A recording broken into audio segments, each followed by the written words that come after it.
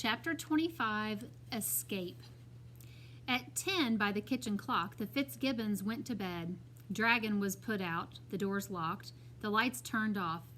The first of these things was done by Billy, on instruction from his mother, not without some difficulty. He opened the door. "Come on out, Dragon. Out." "He won't get up." "I never saw such a lazy cat. He gets worse every day."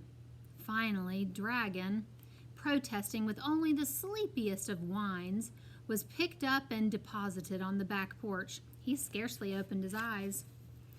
By that time it was dark. Mrs. Frisby waited a few minutes until she was sure they were really gone, and until her eyes adjusted so she could see the bars of her cage. They were vertical bars, smooth and no thicker than matchsticks, which made them slippery to climb. But by turning more or less sideways, she was able to grip them fairly well. She inched her way up to the sliding door and tried to lift it. She could tell from the first pull that it was no use. The door was stiff and it was heavy, and she could not get a good grip on either it or the cage wall to exert much pressure. Still, she kept trying, first lifting on the middle of the door, then on one corner, then another, straining every muscle. In half an hour she admitted defeat, at least for the moment, and climbed back down to the bottom of the cage. She sat there, shaking from the effort, and thought. Somehow she had to get out. Her children, even now, would be alone in the dark house. Alone at night for the first time. Martin and Teresa would be trying to reassure the younger ones, yet they themselves would be sadly frightened. What would they think? Since she had not told them about Dragon and the sleeping powder, she hoped that perhaps they would decide she had for some reason stayed with the rats. But at 11, which could not be far off, she would not read the kitchen clock in the dark. The rats would arrive to remove the house. Or would they, knowing, since Justin must have told them, that she had not come out of the kitchen? She thought they would. She hoped they would. And that Justin would go with them and talk to the children and try to calm their fear. There was something about Justin, a kind of easy confidence that would help them. She had no longer had any doubt, and of course, that the rats could move their house. It was a generous thing to do, especially at a time when they were hurrying so in their plan to move their own house. And they had no idea yet of how little time they really had of the new danger that crowded upon them. If she could only get out, she would run and warn them, and it might still be too late. She thought, it's a good plan and a brave one. It would be the first time in all the world that intelligent beings, besides men, had ever tried to start a real civilization of their own. They ought to have a chance. It was not right that they should be killed at the last minute or captured. Could it be that they, the men who were coming, were somehow connected with NIMH? Or was it more likely, as Paul had guessed, that they were only worried about rabies? She decided it didn't really matter. The result would be the same. The day after next, the truck would come with its poison gas, and that would be the end of all their plans, unless they could be warned. Wearily, she got up to climb the wall and tried the door again. She heard a noise. It was in the kitchen, near her cage, a small scuffling on the hard linoleum floor. Now, what kind of bird can that be, with no wings? It was Justin's voice, very soft, and he was laughing. "Justin, I thought you might like to come home. Your children are asking after you." "Are they all right?" "They're fine. They were worried, but I told them I'd bring you back. They seemed to believe me." "But how did you know?" "That you were here? You forget. I was waiting just under the cabinet. I heard what happened. I felt like biting Billy full of holes. But as soon as I heard that you were safely in the cage, I went and told the children you were all right, but that you'd be a little late. I didn't tell them exactly why. Now, let's get you out." "I tried. I couldn't open the door." "I'll get it open. I brought along a few tools. Burglar's tools, you might say, in my backpack. Should I climb up the stand?" "No, it looks slippery. I think I'll try the curtain." and in a matter of seconds Justin had swarmed up a window curtain a foot away, and she heard a thump as he leaped and landed on top of the cage, which swayed under the impact.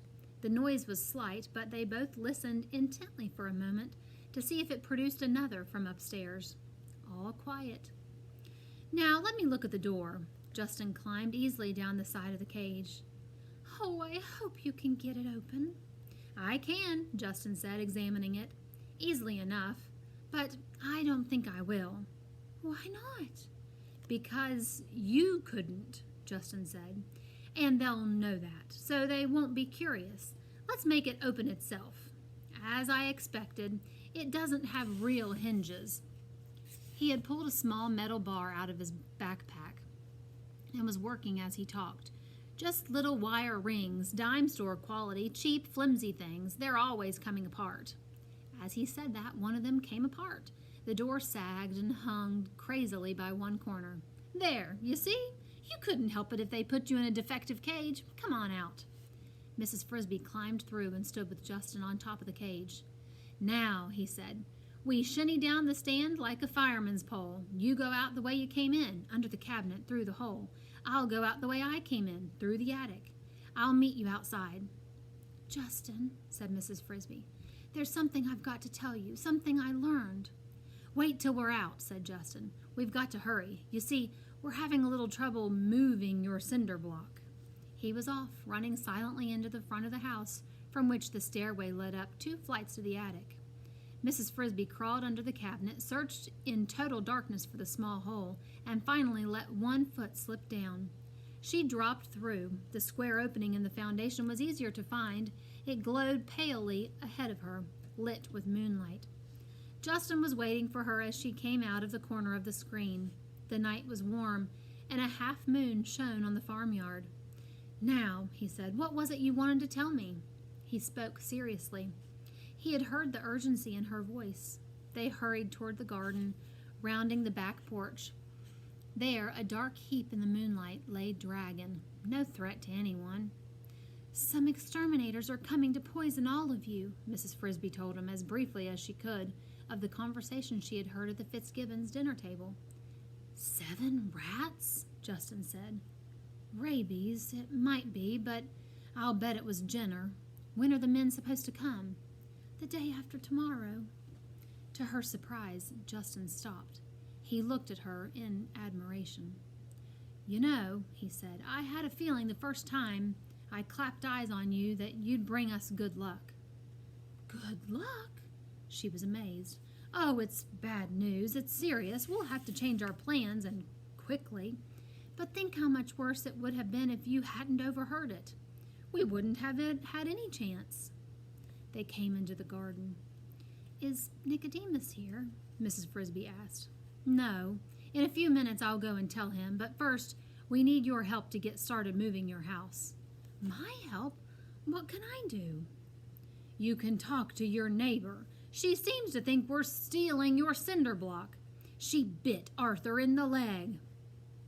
At one end of the big stone in the middle of the garden, 10 rats were digging briskly, using scoops that looked more like teaspoons than shovels, piling the earth neatly beside a hole already almost big enough to hold Mrs. Frisby's house. But on the other side of the stone there was an impasse. Here another 10 rats stood, baffled, in a semicircle. Behind them they had deposited a jumble of equipment. Odd-shaped metal bars, pulleys, wooden structures that looked like ladders, other pieces of wood that resembled small logs. But between the rats and Mrs. Frisby's front door stood a small, defiant figure.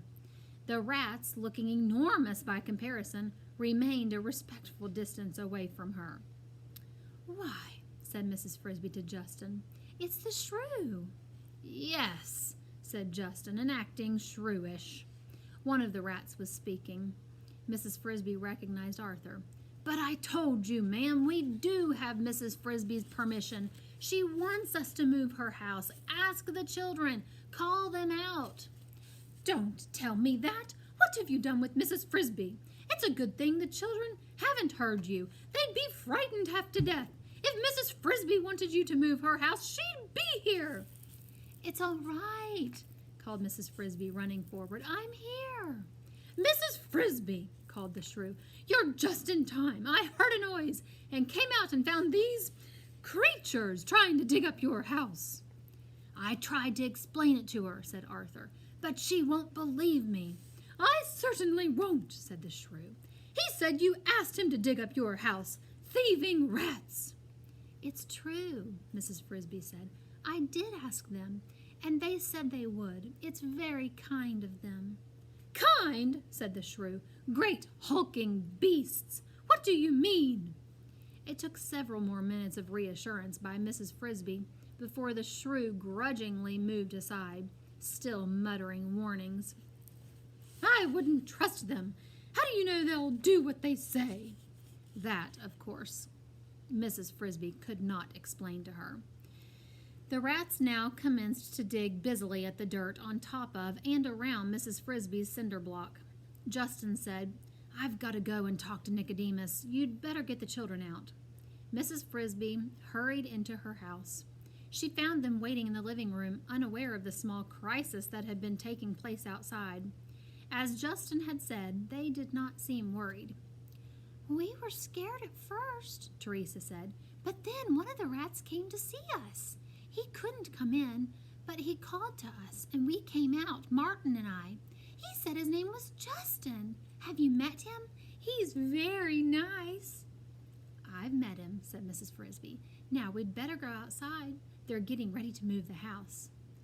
I'm ready, said Timothy. I'm all wrapped up like a scarecrow. Martin and Teresa had taken pieces of warm cloth from the bed and tied them around him. Mrs. Frisby could not see him in the dark, but when she touched him, she found that they had even tied a piece like a bonnet around his head and ears. Good, she said, and we're lucky it's a warm night and dry. She went up the small tunnel to the garden and watched in the moonlight from a hillock a few feet away. The rats had finished digging the new hole, and all 20 of them were working near the house. It was a sight to see. As soon as the earth had been cleared from the top and sides of the cinder block so that it lay fully exposed in its hole, all of the rats turned to the pile of equipment. Under Arthur's direction, the ladder-like structures became a scaffolding, 4 small towers standing one near each corner of the block. Across the tops of these, the rats fastened strong, light bars of metal, probably, Mrs. Frisby thought, from the toy tinker's truck. From these bars, they now hung pulleys.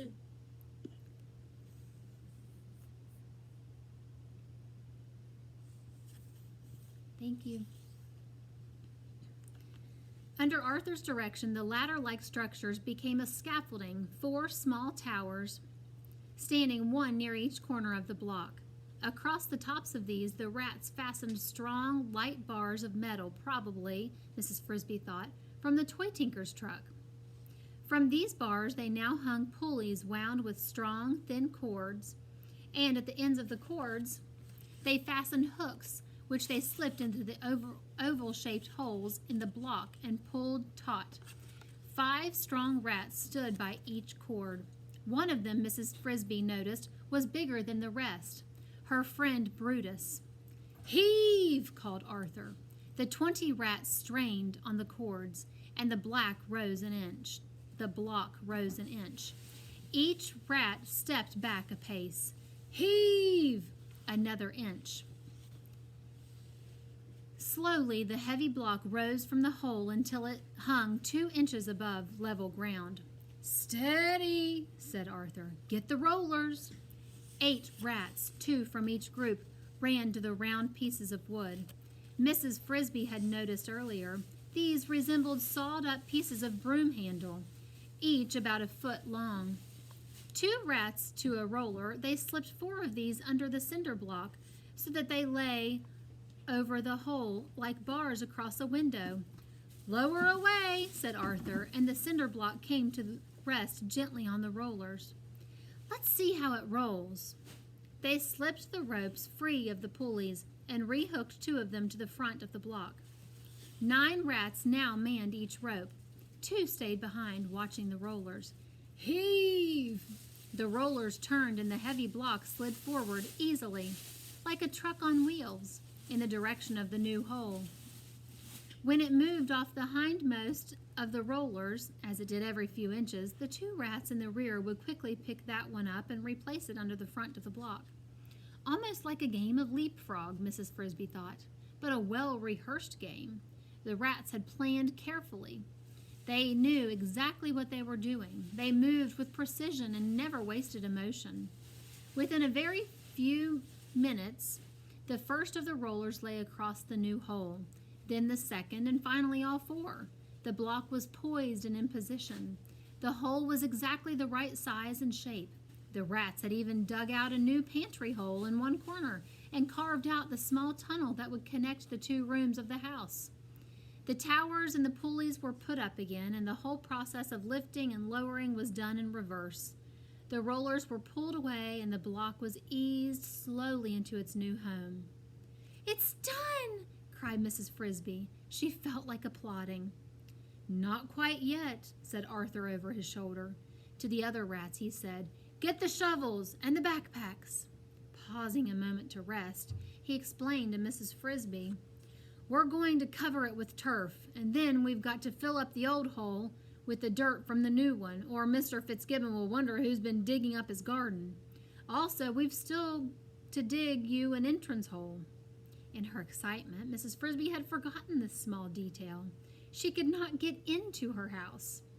Now she watched in awe as Arthur and Brutus, using two small, sharp, long-handled shovels, dug the narrow tunnel down to her living room. It took them somewhat less than 5 minutes. It had taken her all day to dig the other one. "Now," said Arthur, "you can put your children to bed. We'll take care of the rest."